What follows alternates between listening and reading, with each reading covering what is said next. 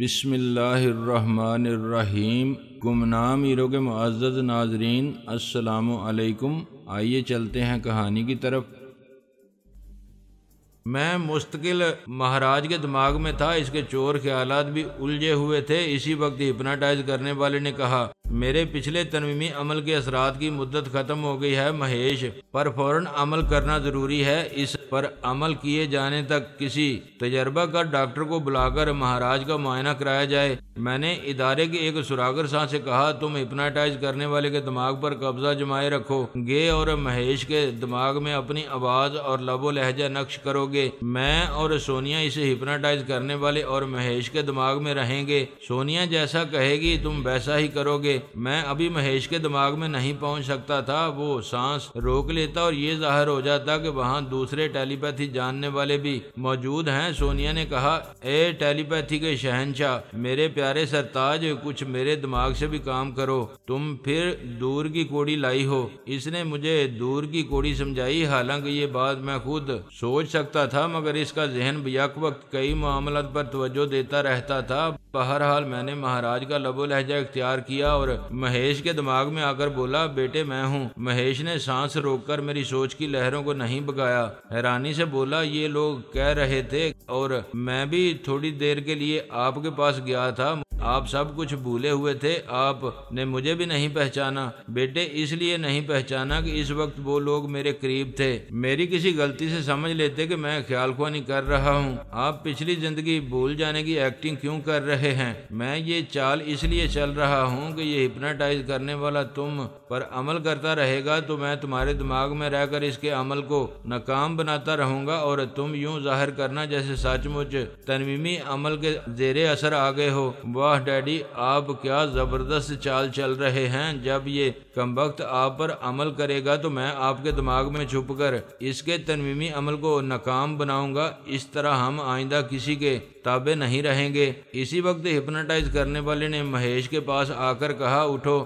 اور اپنے بیڈ پر لیٹ جاؤ۔ مہیش نے حکم سے انکار نہیں کیا، وہ مطمئن تھا کہ اسے تنویمی عمل سے بچانے والا اس کا باپ دماغ میں موجود ہے۔ وہ بستر پر آ کر چاروں شانے چت لیٹ گیا۔ ہپناٹائز کرنے والے کا دماغ ہمارے سراغر ساں جبار ہاشمی کے قبضے میں تھا۔ وہ سونیا کی ہدایت کے مطابق عمل کرنے لگا۔ اس عمل کے وقت میں مہیش کے چور خیالات پڑھنے لگا۔ وہ باپ بیٹے ان چاروں یوگا جاننے والے افسران کی رہائش گاہ سے واقف نہیں تھے، ان کے تابع تھے، اس لیے پوچھ بھی نہیں سکتے تھے کہ ان کی خفیہ رہائش گاہ کہاں ہے۔ البتہ ایک ایسی بات معلوم ہو گئی جس کی ہم توقع نہیں کر سکتے تھے۔ 2 یا 3 گھنٹے پہلے مہاراج نے خیال خوانی کے ذریعے مہیش سے کہا تھا کہ اس کا ایک چیلا شیوا جی گوا میں ہے۔ اس کی ہونے والی پتنی اوما ٹیلی پیتھی جانتی ہے۔ جب وہ ہپناٹائز کرنے والا آئے گا تو اوما مہاراج کے دماغ میں رہ کر اس کے عمل کو ناکام بنا دے گی۔ اس طرح اس کے بیٹے پر بھی ہپناٹائز کرنے والے کا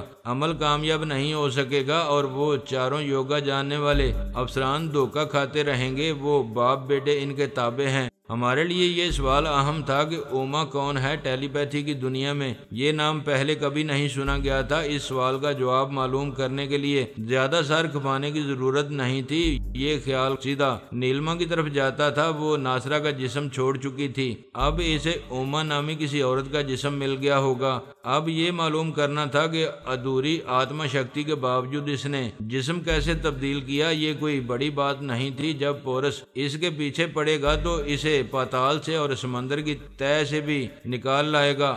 میں اس بنگلے کے سیکیورٹی افسر کے دماغ میں پہنچا۔ وہ موبائل فون پر یوگا جاننے والے ایک افسر کو مہاراج کی حالت بتا رہا تھا۔ افسر کہہ رہا تھا، اس کی یادداشت گم ہونے سے کیا ہوتا ہے، اس پر پھر تنویمی عمل کراؤ۔ سر، یہ مہاراج فی الحال آپ کے کام کا نہیں ہے، کیونکہ اپنی پچھلی زندگی کے ساتھ ساتھ ٹیلی پیتھی کا علم بھی بھول گیا ہے۔ پہلے اس کی یادداشت واپس لانی ہوگی۔ افسر نے ناگواری سے فون بند کر دیا۔ جب مہیش پر تنویمی عمل ہماری مرضی کے مطابق مکمل ہو گیا اور وہ تنویمی نیند سو گیا تو سونیا نے مجھ سے کہا، عمل ہمارا سراغر ساں جبار ہاشمی کر رہا تھا، میں کبھی کبھی ضروری ہدایت دے رہی تھی اور ہپناٹائز کرنے والے کے چور خیالات پڑھ رہی تھی۔ پتہ چلا اس نے سیکیورٹی افسر پر بھی ایک مختصر سا تنویمی عمل کیا ہے، اور وہ یہ ہے کہ یوں تو وہ سیکیورٹی افسر نارمل رہے گا، لیکن جب چاروں یوگا جاننے والے افسران میں سے کوئی فون پر یہ کوڈ ورڈز ادا کرے گا، میرے دروازے پر ایک اندھے افسر کی طرح آؤ، یہ سن کر سیکیورٹی افسر کو یاد آ جائے گا کہ وہ چاروں افسر کس بنگلے میں رہتے ہیں، وہ ان کے پاس حاضری دے کر ضروری معاملہ طے کر کے واپس آ جائے گا۔ پھر موبائل پر مجھے اپنے مالکن کے بارے میں کچھ یاد نہیں ہے، یہ کوڈ ورڈ سنتے ہی اپنے چاروں افسر آقاؤں کی رہائش گاہ بھول جائے گا۔ ہمیں رفتہ رفتہ اپنی منزل مل رہی تھی۔ میں نے سونیا کو بتایا کہ بھارت میں ایک نئی ٹیلی پیتھی جاننے والی ہے جو خود کو اوما کہتی ہے۔ ایک بھرپور اندازے سے یہی معلوم ہوتا ہے کہ وہ نیلما ہے اور ناصرہ کا جسم چھوڑ کر کسی اوما کے جسم میں سما گئی ہے۔ آئندہ پورس معلوم کرے گا کہ وہ کون ہے اور کہاں اس کی گرفت میں آ سکتی ہے۔ ثانی نے مسکرا کر کہا، پاپا آپ کا بیٹا پورس زخمی ہے۔ وہ بڑی ذہانت کے ساتھ ٹائم مشین سے گزر رہا تھا اور 100% مارکس حاصل کرتا جا رہا تھا، لیکن آخری مرحلے میں ٹائم مشین سے مار کھا گیا۔ سونیا نے کہا، میں نے پہلے ہی اسے سمجھا دیا تھا کہ آخری مرحلہ بہت ہی دشوار ہے، وہاں سے گزرتے وقت ایک سیکنڈ کے 100ویں حصے کا حساب رکھنا پڑتا ہے۔ یقیناً اس کا ذہن بھٹک گیا ہوگا۔ میں نے بیٹے کے زخمی ہونے کی بات سنی تو دل مچل گیا، فوراً اس کے دماغ میں پہنچ کر پوچھا، بیٹے کیا بہت زیادہ زخمی ہو؟ وہ کرسی پر بیٹھا ہوا تھا، اٹھ کر جوگنگ کرتے ہوئے بولا، نو پاپا دیکھ لیں تمام زخم بھر چکے ہیں۔ اچھا تو آمنہ بھی تمہارے زخم دیکھ نہ سکی، روحانی عمل سے چاقو چوبند بنا دیا ہے۔ یس پاپا، مجھے ماں باپ کا ایسا پیار مل رہا ہے کہ یہی جگہ میرے لیے جنت بن گئی ہے۔ بیٹے تم تو غیر معمولی ذہانت رکھتے ہو، پھر آخری مرحلے میں مشین سے مار کیسے کھا گئے؟ مار نہیں کھائی، دھوکہ کھا گیا۔ ٹھیک آخری مرحلے پر میں نے اپنے دماغ میں نیلما کی آواز سنی، بس اسی وقت ذہن بھٹک گیا۔ میں اس بری طرح زخمی ہوا تھا کہ نیلما مجھ پر تنویمی عمل کر سکتی تھی، لیکن ماما نے کہا وہ کچھ نہیں کر سکتی تھی، کیونکہ جیسے ہی میرے دماغ میں آ کر اسے معلوم ہوا کہ میں بابا صاحب کے ادارے میں ہوں، وہ فوراً بھاگ گئی۔ میں نے ہنستے ہوئے کہا، ٹھیک ہے آخری مرحلے سے گزر کر اپنے مارکس پورے کرو، پھر نیلما تک پہنچنے کا راستہ مل جائے گا۔ ادھر مہیش ترمیمی نیند پوری کر چکا تھا۔ پارس سراگر سان جبار ہاشمی کی آواز اور اس کے لب و لہجے میں بولا، اس عورت اوما کا لب و لہجہ یاد کرو اور اسے زبان سے ادا کرو۔ مہیش نے کہا، اوما میرے دماغ میں نہیں، ڈیڈی کے دماغ میں آئی تھی۔ ڈیڈی نے کہا تھا کہ وہ میرے پاس بھی آئے گی، لیکن پتہ نہیں کیوں وہ ابھی تک نہیں آئی۔ پارس نے کہا، کیا مصیبت ہے تیرے بڈھے باپ کی؟ کھوپڑی الٹ گئی ہے، پتہ نہیں وہ کب نارمل ہوگا۔ مجھے اپنے بھائی کو کسی طرح بھی اوما تک پہنچانا ہے۔ پھر وہ مہاراج کے دماغ میں آیا، اس کے بیڈ کے پاس وہی ہپناٹائز کرنے والا کھڑا ہوا تھا۔ اس کے دماغ میں جلال پاشا اسے یاد دلا رہا تھا، مہاراج یاد کرو پرانی دلی، وہاں سے 3 میل کے بعد تمہاری ایک پرانی حویلی ہے۔ میں جو کہہ رہا ہوں اسے تصور میں دیکھتے جاؤ، جیسے فلم دیکھ رہے ہو۔ سمندر کا ساحلی شہر پوری، وہاں فرہاد نے تمہاری جان بچائی تھی، تم اس کے فرما بردار بن گئے تھے، لیکن اپنی عادت کے مطابق کچھ عرصے بعد اپنے محسن فرہاد سے عداوت شروع کر دی تھی۔ جلال پاشا اسے ایک ایک بات یاد دلا رہا تھا۔ وہ تصور میں دیکھ رہا تھا امریکہ میں بھی اس نے کس طرح پارس اور ثانی وغیرہ کو دھوکہ دیا تھا، پھر اپنے بیٹے مہیش کے ساتھ حکومت امریکہ کا غلام بن گیا تھا۔ مہاراج تصور میں دیکھ رہا تھا، اسے کچھ یاد آ رہا تھا۔ پارس نے جلال پاشا سے کہا، انکل آپ اس ہپناٹائز کرنے والے کو یہاں سے لے جائیں، میں اس بڈھے کو ماضی کی فلم دکھا رہا ہوں۔ جلال پاشا ہپناٹائز کرنے والے کے دماغ میں پہنچ کر اسے وہاں سے لے گیا۔ پارس نے مہاراج سے کہا، ابے او بڈھے، تجھے اس عمر میں تیری گزری ہوئی جوانی کی فلم کیسے دکھاؤں؟ ذرا حساب کر کے بتا، تو نے کہاں کہاں اپنا منہ کالا کیا ہے؟ تیری کتنی بیویاں تھیں؟ اگر میں ایک بولوں تو ایک انگلی اٹھانا۔ ایک۔ مہاراج نے ایک انگلی اٹھائی۔ پارس نے کہا 2۔ مہاراج نے کہا، ہمارے دھرم میں 2 بیویاں نہیں رکھتے ہیں، اپنے شراب خانوں میں 2 بیویاں تو رکھتے ہیں۔ نہیں، وہ بیویاں نہیں ہوتی، آنی جانی چیز ہوتی ہیں۔ تیری بیوی نے کتنے آنے جانے والے رکھے ہیں؟ خبردار، میری بیوی ستی ساوتری ہے، اس کے دامن میں دبا نہ لگانا۔ اس کا مطلب ہے تجھے پچھلی باتیں یاد آ گئی ہیں؟ کیا میں پچھلی باتیں بھول گیا تھا؟ بالکل نہیں۔ تجھے تو یہ بھی یاد ہے کہ شیوا جی کی ہونے والی بیوی کس آواز اور لب و لہجے میں بولتی تھی؟ ہاں، وہ آنے والی تھی، پتہ نہیں کہاں رہ گئی ہے۔ وہ شادی کر رہی ہے، مجھے تیرے پاس یہ معلوم کرنے کے لیے بھیجا ہے کہ تو نے اس کا لب و لہجہ یاد رکھا ہے یا نہیں، چل جلدی سے سنا۔ مہاراج چند لمحوں تک سوچنے کے بعد اوما کے لب و لہجے میں بولنے لگا۔ پارس نے اسے توجہ سے سن کر کہا، ابے ذرا اور اچھی طرح یاد کر کے بول۔ وہ اچھی طرح یاد کر کے بولنے لگا لیکن پہلے کی طرح بول رہا تھا۔ پارس کو اطمینان ہو گیا کہ وہ درست کہہ رہا ہے۔ اس نے جلال پاشا کے پاس آ کر کہا، آپ ثنا کے ساتھ اسے سنبھالیں اور مہاراج پر تنویمی عمل کرائیں، میں جا رہا ہوں۔ وہ پورس کے پاس آ کر اوما کے لب و لہجے سے بولا، ارے ہرجائی کب آ رہا ہے میرے پاس؟ پورس نے پوچھا، یہ تیری جنس کیسے بدل گئی؟ ہم دونوں کا مقدر ایک ہے، اب تیری بھی جنس بدلنے والی ہے، تجھے بھی اسی طرح بولنا ہوگا۔ میں کبھی نہیں بولوں گا، چل قسم کھا لے کہ نہیں بولے گا۔ پورس نے اسے گور کر دیکھا، ابے او چکر باز، تو آدمی نہیں بنے گا، اپنی منزل تک پہنچنے کے لیے کبھی کبھی عورت بھی بننا پڑتا ہے۔ اوہ گاڈ، اب سمجھا، کیا تو نے میری منزل کا پتہ معلوم کر لیا ہے؟ معلوم کرنے کا فائدہ کیا ہے؟ تو اپنی جنس نہیں بدلے گا۔ یار تو میرا بھائی ہے، تیرے لیے جان دے سکتا ہوں، تو کیا جنس نہیں بدل سکتا؟ ویسے میں سمجھ گیا ہوں تو اس کی آواز اور لب و لہجے میں بول رہا تھا جس کے اندر میری دشمن چھپی ہوئی ہے۔ اپنے مطلب کی بات سمجھ گیا ہے، اب تو عورت بن کر ناچے گا۔ اب غور سے سن، میں پھر اسی لب و لہجے میں بول رہا ہوں۔ وہ 2-3 بار اوما کی آواز اور لب و لہجے میں بولنے لگا۔ پورس نے توجہ سے سننے کے بعد اس لب و لہجے کو دہرایا۔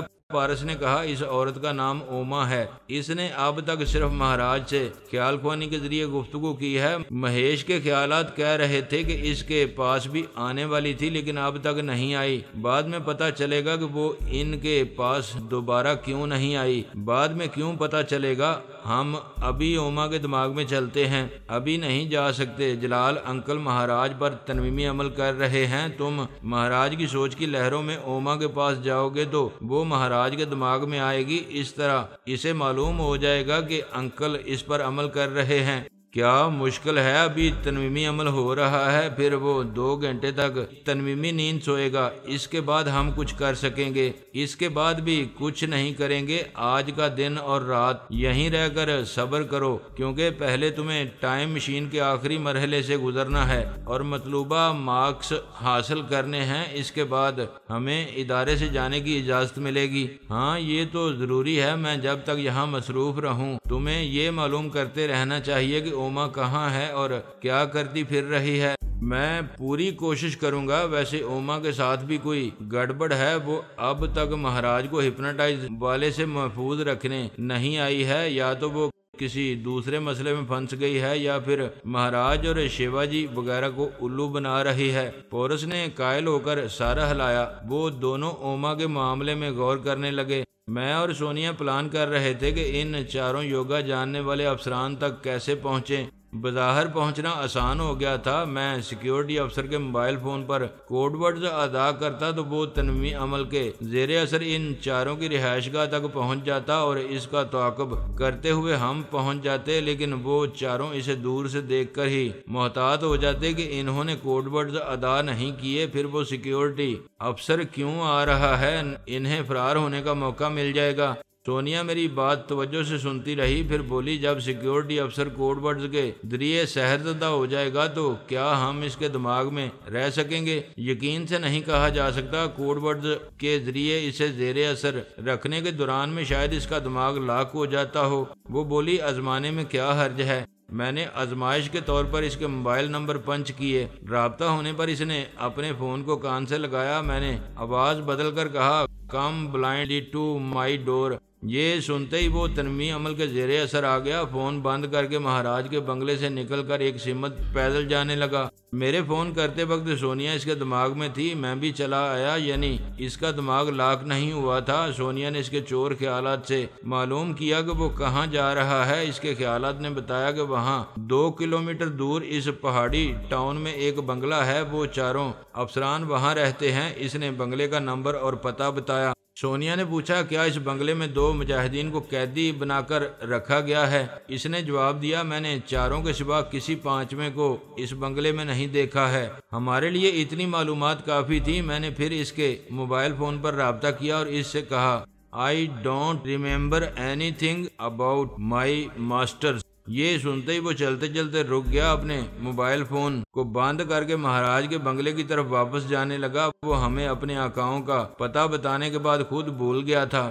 بابا صاحب کے ادارے کے 2 سراغر ساں جسمانی طور پر میکسیکو میں موجود تھے۔ میں نے ان 4 افسروں کے بارے میں انہیں تفصیل سے بتایا، پھر سمجھایا پہلے دور سے اس بنگلے کا جائزہ لیتے رہو، صبح کے وقت ان کے دروازے پر دودھ کی بوتلیں سپلائی کرنے والا آتا ہوگا، یا ان 4 میں سے کوئی کھانے پینے کی ضروریات کا سامان لینے مارکیٹ جاتا ہوگا۔ وہ قیدی مجاہدین کی ضروریات پوری کرنے کے لیے بھی کہیں جاتے ہوں گے۔ اگر نہیں جاتے ہیں تو اس کا مطلب ہے وہ مجاہدین انہی 4 کے بنگلے میں کہیں چھپا کر رکھے گئے ہیں۔ میں نے اپنے سراغر سانوں کو تفصیل سے ہر بات سمجھا دی۔ پھر ایک سیکیورٹی گارڈ کے ذریعے میں اور سونیا اس پہاڑی ٹاؤن کے ایک مرد اور عورت کے دماغ میں پہنچ گئے۔ انہیں اعلیٰ کار بنا کر اس خفیہ بنگلے کا جائزہ لینے لگے، جو ہمارے لیے اب خفیہ نہیں رہا تھا۔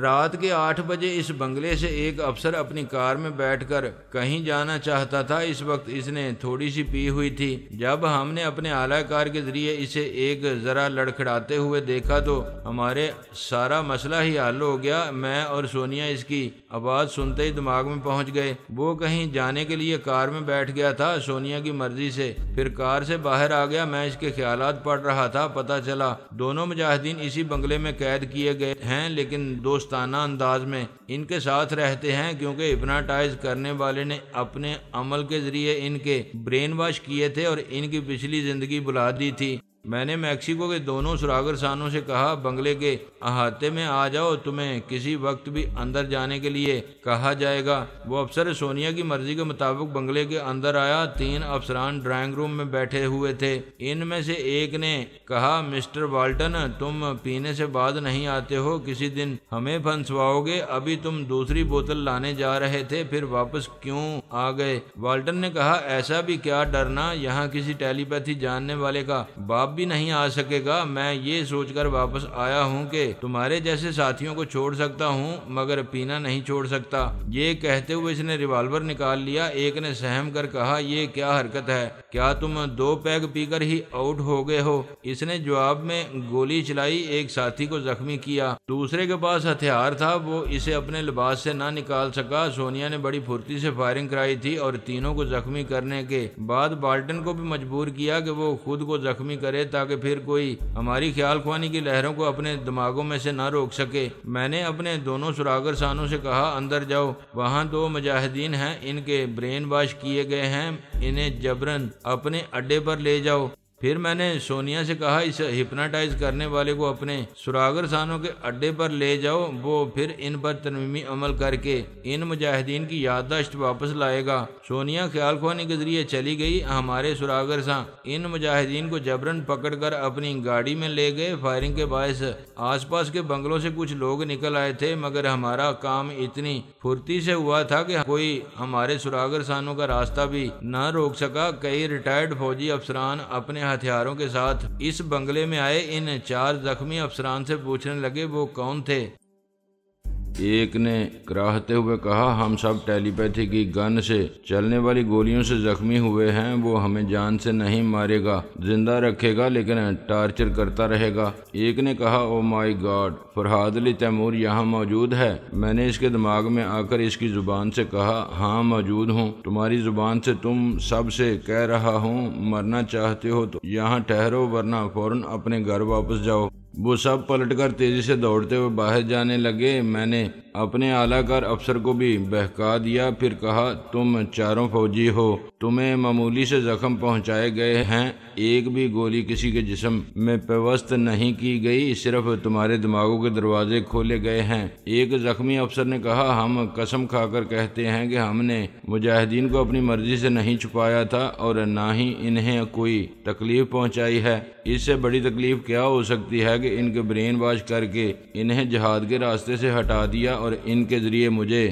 مجبور اور بے بس بنانے کی کوششیں کی گئیں۔ مجھے بالواسطہ یہ سمجھایا گیا کہ اگر میں نے تم چاروں کو نقصان پہنچایا تو ان مجاہدین کو ہلاک کر دیا جائے گا۔ دوسرے نے کچھ کہنے کے لیے منہ کھولا۔ میں نے کہا کوئی بات نہ کرنا، اپنے اپنے موبائل کے ذریعے امریکی اکابرین سے رابطہ کرو، ان سے مدد کی بھیک مانگو۔ وہ اپنے اپنے موبائل فون کے مختلف اکابرین سے رابطہ کرنے لگے۔ میں نے پارس ثانی، جلال پاشا اور سلمان سے کہا میرے دماغ میں آئیں، یہ چاروں افسران قابو میں آ چکے ہیں، ان کے دماغوں میں رہ کر دوسری طرف سے فون پر ہونے والی گفتگو سنیں۔ ان چاروں میں سے ایک نے رابطہ ہونے پر بری افواج کے سربراہ سے کہا سر وی آرٹر stand by mister Farhad Ali Taimur, یہ ابھی میرے دماغ میں ہیں۔ بری افواج کے سربراہ نے دوسری زخمی افسر سے کہا تم نے ہمیں بھی نہیں بتایا تھا کہ کہاں رپوش ہو رہے ہو، ہم تو اس لیے بے قصور ہیں کہ مسٹر فرہاد نے ہمارے چور خیالات کے ذریعے یہ سچائی معلوم کر لی تھی۔